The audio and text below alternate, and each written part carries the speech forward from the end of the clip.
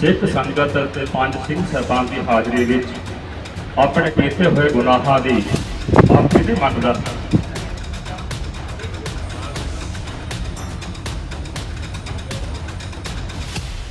नमस्कार, आदाब, सत श्री अकाल। वड्डा तेरा दरबार, सच्चा तुड़ तख्त, सरसाहा पातशाहू, निश्चल चौर छत। रोजाना गुरुद्वारों में यह पौड़ी जपी जाती है। सिखों के पांचवें गुरु अर्जुन साहब जी ने गुरु ग्रंथ साहब जी में प्रभु की अर्चना में कहा था कि आपका दरबार सबसे ऊंचा है, अकाल यानी इटर्नल और सच्चा है। आप शाहों के शाह हो, आपकी छाया में ही संप्रभुता या सॉवरेनिटी है। सन 1604 में गुरु ग्रंथ साहब जी में लिखी ये बात आज भी कायम है। मंगलवार को अमृतसर के पवित्र हरमंदिर साहब जी के प्रांगण में 1606 जून 15 को सिखों के छठे गुरु हरगोबिंद साहब जी द्वारा स्थापित अकाल बंगा यानी अकाल तख्त की गरज गूंज रही थी। यहां सिद्ध हो रहा था कि गुरु साहिबान के आगे सिर्फ रंग ही नहीं, राजा भी झुकते हैं। और आज जो वहां घटा वो सिर्फ पंथ का मामला कह के डिसमिस नहीं किया जा सकता, बल्कि वो पंजाब और अकाली दल की राजनीति को दिशा देगा आने वाले दिनों में। कैसे, आइए देखते हैं। आप जिस्ट के साथ हैं, मैं हूं राहुल श्रीवास्तव। ये देखिए, ये पहचानिए, ये कौन है। यह है पंजाब के 2 बार के डिप्टी चीफ मिनिस्टर यानी उप मुख्यमंत्री, पंजाब की राजनीति के सबसे ताकतवर बादल परिवार के सदस्य सुखबीर सिंह बादल। सालों तक सत्ता की सबसे ऊंची कुर्सी पर बैठने वाले सुखबीर बादल ने मंगलवार सुबह 9:10 व्हीलचेयर पर बैठकर सेवादारी की पोशाक पहने हुए, हाथ में बर्छा थामकर अमृतसर के श्री हरमंदिर साहब जी के मुख्य प्रवेश द्वार के बाहर पहरेदारी की सेवा शुरू करी, यानी सेवादारी की। उनके साथ ही पूर्व अकाली मंत्री एवं पूर्व सांसद सुखदेव सिंह ढींढसा ने भी यही सेवा थोड़ी दूर पर शुरू करी। सुखबीर बादल को शौचालय साफ करने की सजा सुनाई गई थी, लेकिन पैर में प्लास्टर होने के कारण उन्हें इससे छूट दे दी गई। अकाली दल के बागी गुट और शिरोमणि अकाली दल के तत्कालीन सरकार के दौरान अन्य कैबिनेट के तमाम सदस्य 12 बजे के बाद शौचालय साफ करते दिखे। अब सुखबीर बादल और अन्य दोषियों को कौन सी सजा मिली? अकाल तख्त, जो सिखों की सबसे ऊंची संस्था है, उसने पहले सुखबीर बादल को शिरोमणि अकाली दल के अध्यक्ष के पद से हटाया था, यानी सजा थी उनकी सिख धर्म के खिलाफ की गई गलतियों की। यही नहीं, 4 बार 19 साल सीएम रहे पंजाब के सबसे बड़े राजनीतिक नेताओं में से एक प्रकाश सिंह बादल को 2011 में दी गई पंथ रत्न फक्र कौम यानी प्राइड ऑफ द कम्युनिटी के खिताब को भी रद्द कर दिया गया। कल यानी सोमवार को अप्रत्याशित हुआ अकाल तख्त से मुखिया जत्थेदार ज्ञानी रघुवीर सिंह जी ने लाइव टेलीकास्ट किया और उसके दौरान सुखबीर बादल और उनकी सरकार में शामिल नेताओं को सजाएं सुनाई गई। ये सजाएं क्या थीं? 3 दिसंबर से 12 बजे से लेकर 1 बजे तक बाथरूम साफ करेंगे, नहाकर सभी लंगर हॉल में सेवा करेंगे, श्री सुखमनी साहिब का पाठ करना होगा। पहली सजा में सभी वॉशरूम साफ करेंगे, बर्तन साफ करने की भी लगाई गई सेवा। रोज 1 घंटा करना होगा कीर्तन का सरवन। जनतक समागमों में बोलने पर मनाही कर दी गई है। चेयर ऊपर बैठ के सेवादार वाला चोला गल विच पा के अपने हाथ विच बर्छा फड़ के बैठना और वो समा जो 1 घंटे का समा इन्हों के गल विच वो जिहड़ी तख्ती है वो पाई होवे। इस तरह 2 दिन तख्त श्री केसगढ़ साहब, 2 दिन तख्त श्री दमदमा साहब तलवंडी साबो, 2 दिन श्री दरबार साहब श्री मुक्तसर साहब ਅਤੇ 2 दिन गुरुद्वारा श्री फतेहगढ़ साहिब उत्थे जाके इन्होंने जी जो सेवा लगी है, जो तनख्वाह लगी। सुखबीर बादल ने पैर में प्लास्टर की वजह से सेवादारी की। सुखबीर बादल ने सजा कबूल की। वैसे कोई और चारा भी नहीं था। वो तनख्वाह यानी गिल्टी घोषित हो गए थे। ऐसे लोगों को तनख्वाहिया बुलाते हैं। ये कोर्ट की सजा जैसा नहीं है, ये पश्चाताप और सेवा का मौका होता है। इतिहास गवाह है कि तनख्वाह का रिवाज शुरू किया था 10वें सिख गुरु गोविंद सिंह जी ने। जानकार कहते हैं कि सन 1707 में गुरु गोविंद सिंह साहब पहुंचे राजस्थान के दादू द्वारा श्राइन में, ये राजस्थान में है। वहां उन्होंने तीर साधा संत दादू दयाल की समाधि पर। यह टेक्निकली सिख कोड का वायलेशन था। हालांकि गुरु साहब सिर्फ ये परीक्षा ले रहे थे कि उनके अनुयायी कितनी तीव्रता से धर्म की सीख मानते हैं। कहते हैं कि गुरु साहब के ओहदे के बावजूद 5 सिख आगे आए और उन्होंने कड़ा प्रसाद चढ़ाने की सजा दी और गुरु गोविंद साहब ने उस आदेश को माना। 1802 में महाराजा रंजीत सिंह पहले सिख बादशाह को अकाल तख्त के मुखिया जत्थेदार फूला सिंह ने तनखैया घोषित कर दिया। सजा घोषित कर दी गई मगर बाद में माफी दी गई, यानी बादशाह को भी सजा मिली। उसके बाद ज्ञानी ज़ैल सिंह जो पूर्व राष्ट्रपति थे देश के, अकाली दल के बड़े नेता और मुख्यमंत्री सुरजीत सिंह बरनाला, बाद में जो कि गवर्नर भी बने, यूनियन होम मिनिस्टर, गृह मंत्री कांग्रेस के नेता बूटा सिंह, इन सबको तनखैया हो चुके हैं, यानी पास्ट में इनके खिलाफ भी सजाएं सुनाई गई हैं अकाल तख्त के द्वारा। इनमें से कई का संबंध था ब्लू स्टार ऑपरेशन जो हुआ था गोल्डन टेम्पल का 1984 में। तब से लेकर अभी तक अगर आप देखें जिन जिन नेताओं के खिलाफ एक्शन हुआ, बूटा सिंह रहे हो चाहे ज़ैल सिंह रहे हो, उनका राजनीतिक करियर, चूंकि वो अकाल तख्त ने उनके खिलाफ सजाएं सुनाई थी, उसमें कैरियर उनका जो था वो क्षीण पड़ा, यानी उनका कैरियर जो है लगभग खत्म होता गया।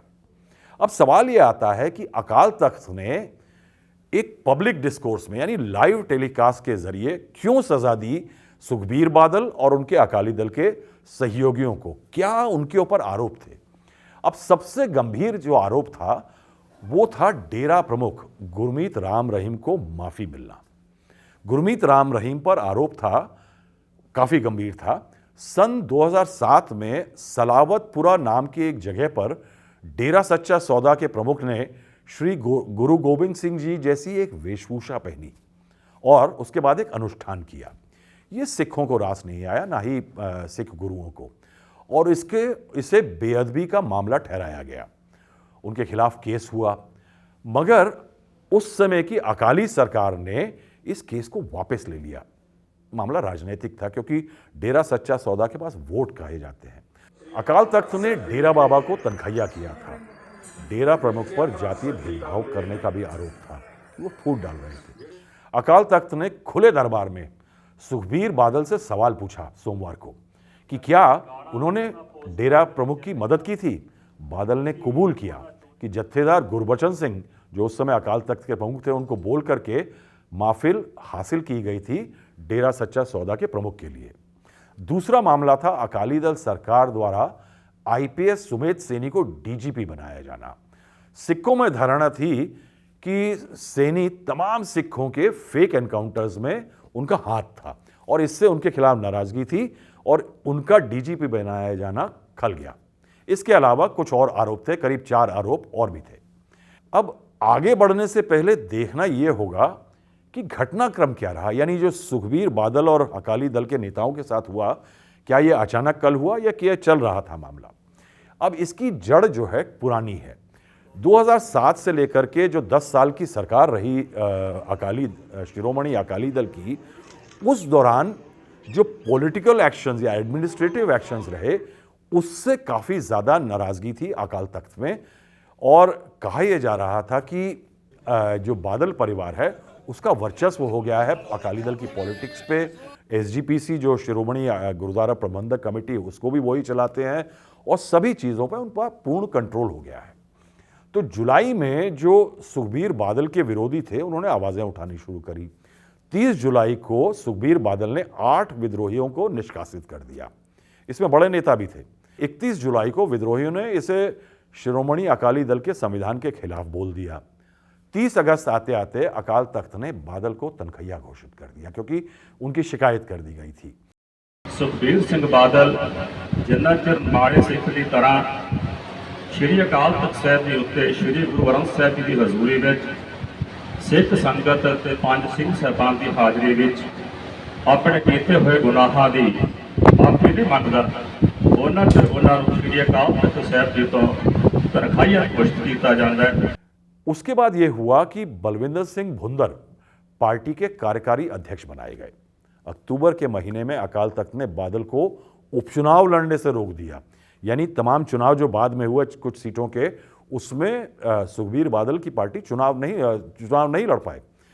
16 नवंबर को सुखबीर बादल को पार्टी के अध्यक्ष के पद से भी इस्तीफा देना पड़ गया। यानी जिस परिवार का होल्ड रहा था शिरोमणि अकाली दल पे करीब 30 साल तक, वो कंट्रोल खत्म हो गया।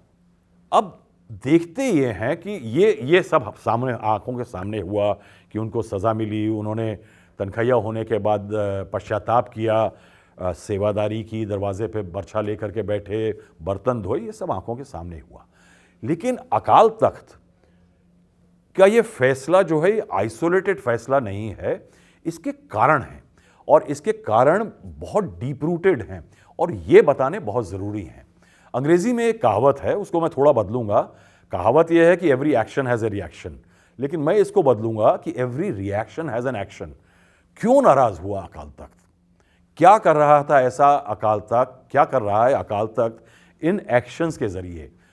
ये लाजमी सवाल हैं इस मौके पे, क्योंकि पॉलिटिक्स जो अकाली दल की है बड़े क्रिटिकल मोड़ पे है। मैंने शुरू में कहा था कि ये मामूली पंथी मामला नहीं है। प्रकाश सिंह बादल 4 बार मुख्यमंत्री थे, 19 साल का कार्यकाल था, मगर आज शिरोमणि अकाली दल की हालत खस्ता है। पार्टी कोई आजकल में उभरा संगठन नहीं है, ये लोगों को बार शायद पता ना हो। शिरोमणि अकाली दल बनी थी 1920 में, यानी ये पार्टी करीब 100 साल से ऊपर पुरानी पार्टी है। शिरोमणि अकाली दल इस देश में कांग्रेस के बाद दूसरी सबसे पुरानी पार्टी है।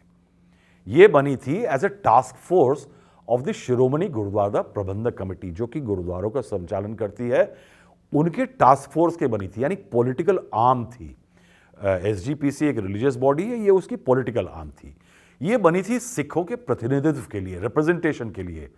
सरदार सरमुख सिंह चुब्बल जो थे, ये इसके पहले अध्यक्ष थे। मगर शिरोमणि अकाली दल की पार्टी का जो जोर पकड़ा, वो मास्टर तारा सिंह की अगुवाई में पकड़ा। मास्टर तारा सिंह अकाली दल के सबसे पहले बड़े नेता बने और उन्होंने देश भर में अपनी पैठ बनाई।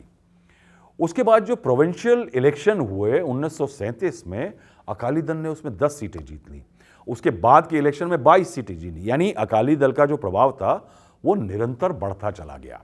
बाकी सिख ऑर्गेनाइजेशन की तरह से भी जो मास्टर तारा सिंह हैं और अकाली दल के तमाम नेताओं ने इनफैक्ट 1946 के पहले से ही, 47 में पार्टीशन हुआ हिंदुस्तान पाकिस्तान का, पार्टीशन का बहुत विरोध किया था, क्योंकि उनको पता था कि पंजाब बढ़ जाएगा। पंजाब एक तरफ पाकिस्तान में चला गया है, बाकी हिंदुस्तान के पास है। आज अकाली दल के पास अगर उस समय की जोर और दबंगई के मुकाबले देखें तो लोकसभा में सिर्फ 1 सीट बची है। इसी के मुकाबले अगर 2004 में देखें तो अकालियों के पास सूबे से 8 लोकसभा सीटें थी। विधानसभा की स्थिति देखिए, विधानसभा में 2012 में अकाली दल के पास 70 के करीब सीटें थी। आज कितनी है? महज 3। यानी 2012 में 70, 2022 में जो आई वो महज 3, यानी 10 सालों में 77 सीटों का 67 सीट्स का नुकसान हो गया। पंजाब में कांग्रेस आगे बढ़ गई, यानी कांग्रेस आगे बढ़ गई। कांग्रेस का एक समय पे सिक्का अच्छा नहीं चल रहा था, खासकर ऑपरेशन ब्लू स्टार के बाद, और जो दंगे हुए थे पूरे देश में इंदिरा गांधी के मारे जाने के बाद, एंटी सिख राइट्स जिन्हें कहते हैं, उसके बाद कांग्रेस का सिक्का डाउन था। लेकिन पंजाब में कांग्रेस आगे बढ़ गई और कांग्रेस के कार्यकाल के बाद क्या हुआ, अकाली दल का जो पतन बढ़ता गया, यानी ऐसा नहीं हो कि रिकवरी करी, उन्होंने अपना वोट क्लेम किया। हुआ ये कि जो पंजाब में कांग्रेस की सत्ता के बाद एंटी इनकम्बेंसी और नाराजगी थी, उसका फायदा अकाली दल की जगह आम आदमी पार्टी जो बाहर दिल्ली से आई उसने उठा लिया और आज आम आदमी पार्टी नया फोर्स बनकर विधानसभा में सत्ता में काबिज है। यानी आम आदमी पार्टी ने 2 ही 3 चुनावों में अकाली दल को भी पछाड़ दिया, कांग्रेस को भी पछाड़ दिया और वो इस समय सत्ता में है। अकाली दल का जो वजूद है वो खतरे में है। ऐसे में अकाल तख्त के सुखबीर बादल के तनखैया किए जाने को मैंने जैसे कहा आइसोलेशन में नहीं देखना होगा। ये अकाल तख्त का सिग्नल है कि जब जरूरत पड़ती है तो मीरी और पीरी के कॉन्सेप्ट को ठीक से पुनर्स्थापित करने के लिए वो दखल देता है। पास्ट में भी दिया है और अब भी दे रहा है। अकाल तख्त ने बादल परिवार को मुखिया पद से हटाकर एक रिफॉर्म्स की शुरुआत की है, कोशिश की है कि अकाली दल में रिफॉर्म्स हो। बादल परिवार का काल जो है लगभग लग रहा है खत्म हो गया है। इसका कारण यह है कि परिवार का पूरा सिक्की पर लगभग कंट्रोल हो गया था पंजाब में। आरोप यह है कि बादल परिवार सरकार, एसजीपीसी, अकाल तख्त सब पर कंट्रोल कर रहा था। उसके बाद अकाली दल जो है वो मॉडरेट पॉलिटिक्स में आया, बीजेपी का सहयोगी बना सालों तक। अब अकाली दल कहता था कि हम सेक्युलर हैं, लेकिन पंजाब में परसेप्शन था कि बीजेपी हिंदुओं की बात करती है तो वो सेक्युलर नहीं है। और एक ये कॉन्ट्रडिक्शन, और दूसरा एक आइडियोलॉजिकल डाइल्यूशन जो था शिरोमणि अकाली दल का, ये परसीव किया गया। इसके कारण तमाम चीज़ें हुई। एक और चीज़ ये हुई कि पार्टी में फूट पड़ गई। एक कंट्रोल जो था बादल का, और ये जो आइडियोलॉजिकल कारण थे, कई धड़े पार्टी के बन गए।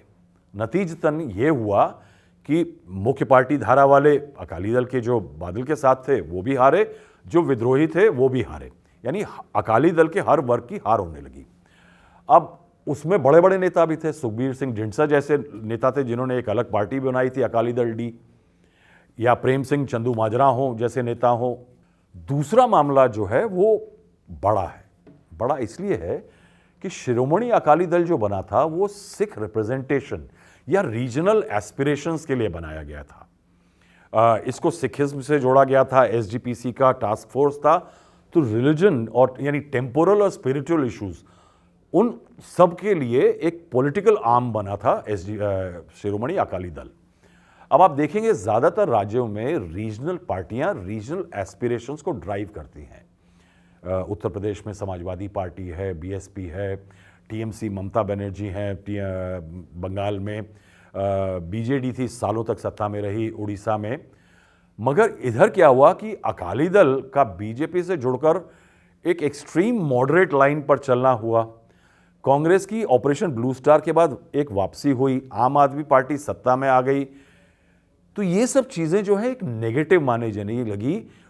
हुआ ये कि जो शिरोमणि अकाली दल जिस पर्पस के लिए बनाया गया था वो पर्पस हारा हुआ, यानी डिफीटेड दिखाई देने लगा। गौरतलब यह है कि 2017 में 35% अकाली जो सिखों का वोट था वो अकाली दल को मिला, लेकिन 5 साल बाद 2022 में वो 22% आ गया, यानी 13% वोट कम हो गया। दूसरी तरफ आम आदमी पार्टी को 2017 में सिखों का वोट मिला था 27% और 2022 में मिला 47%, यानी 20% का इजाफा। 12% अकाली दल ने खोया, लेकिन 20% आम आदमी पार्टी का इजाफा हुआ सिख वोट में पंजाब में। इसका मतलब क्या है? इसका मतलब यह है कि जो सिख वोटर था वो रीजनल पार्टी से अपना एस्पिरेशन नहीं जोड़ पा रहा था। और पंजाब में रीजनल पॉलिटिक्स का रिवाइवल जो है वो अकाल तख्त के सोर्स कहते हैं और पंजाब के बड़े विशेषज्ञ कहते हैं कि वो रिवाइवल एक पूरा दोबारा शुरू करने की कवायद अकाल तख्त ने अब शुरू की है। अब आप किसी को सज़ा मिलती है तो सज़ा मिलने से दर्द होता है, तकलीफ होती है, बेइज्जती होती है, एम्बैरेसमेंट होता है। लेकिन हालांकि यहाँ पे जो सुखबीर बादल और अकाली दल के नेताओं के साथ हुआ है, देखने में तो सज़ा लग रहा है ना कि बर्तन धो रहे हैं, टॉयलेट साफ कर रहे हैं, सेवादार की तरह गले में तख्ती डाल करके बर्छा पकड़ के दरवाजे में बैठे हैं। देखने में तो लग रहा है कि बादल परिवार का दबदबा खत्म हो रहा है। अब जानकार ये कहते हैं कि ये मायोपिक होगा, इसे एक तरफ टेम्परेरी सेटबैक कहा जाएगा। क्यों? क्योंकि साहब आपका पूरा वर्चस्व था, कंट्रोल था, मगर आपको आज सेवादार की तरह बिठाया गया और आपको एक बात कह दी गई है कि साहब ये नहीं चलेगा। लेकिन आप देखिए कि उनको इस्तीफा हुआ है, उनका पार्टी में रिफॉर्म की बात हो रही है, नई लीडरशिप उसमें चुनी जाएगी। लेकिन अकाल तख्त ने ये नहीं कहा कि सुखबीर बादल दोबारा पार्टी के मुखिया नहीं बन सकते। वो मुखिया बन सकते हैं, मगर उसमें शर्तें होंगी कि किन शर्तों पे वो मुखिया बन सकते हैं अकाली दल के। यानी इनकॉर्पोरेट करना होगा एसजीपीसी और अकाल तख्त के जो कंसर्न हैं उसके साथ मुखिया बन सकते हैं। अब दूसरी तरफ अगर ये टेम्परेरी सेटबैक है तो दूसरी तरफ इसके लॉन्ग टर्म कोर्स करेक्शन भी कहा जा सकता है। इस पूरे फैसले को इसे अकाल तख्त ड्राइव कर रहा है। एक परिवार का महत्व करने के जरिए पंजाब में अकाली दल को दोबारा जिंदा करने की कोशिश हो रही है, जो बताता है कि अकाली दल ज़रूरी है। यानी ये नहीं कहा जा सकता कि इस कवायद के बाद कि अकाल तख्त के लिए अकाली दल ज़रूरी नहीं है। अकाल तख्त इज़ नेसेसरी, मगर इशारा ये भी है कि पंजाब सूबे का 5 साल राजा कोई भी हो, शीर्ष पर सिर्फ अकाल तख्त और गुरुओं की सीख रहेगी। तो अगर आपने आज पूरा वीडियोस देखे जो हरमंदिर साहब मंदिर से दिखे कि किस तरह से अकाली दल के तमाम नेता झाड़ू बुहारी सेवादारी करते दिखाई दिए, तो उसको वीडियो को स्क्रॉल करके जल्दी से डिसमिस मत कर दीजिएगा। हमने जो लंबी बात आपको बताई इस पे थोड़ा गौर करिएगा। आज बस इतना ही। हमारे कार्यक्रम देखते रहिए, लाइक करिए, कमेंट करिए, हौसला अफजाई के लिए सब्सक्राइब करिए। धन्यवाद।